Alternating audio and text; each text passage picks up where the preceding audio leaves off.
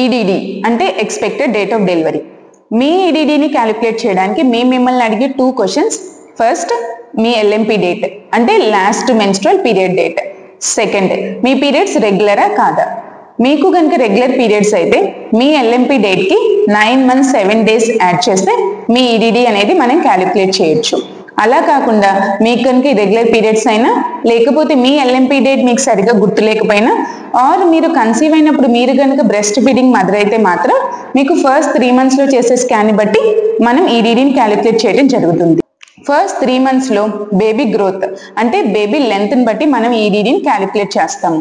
దీన్నే మనం scan EDD అని కూడా అంటాము. యూజువల్గా మీ హిస్టరీని బట్టి అండ్ మీకు ఫస్ట్ 3 monthsలో చేసే స్కాన్ని బట్టి మీకు ఫస్ట్ 3 monthsలోనే ఈ ఈడీడీని ప్రాపర్గా క్యాలిక్యులేట్ చేసి ఫిక్స్ చేయాల్సిన అవసరం ఉంటుంది. 3 months తర్వాత జరిగే స్కాన్స్ అంటే టిఫా స్కాన్ని బట్టి కానీ గ్రోత్ స్కాన్ని బట్టి కానీ మనం ఎప్పుడూ ఈడీడీని అనేది చేంజ్ చేయకూడదు.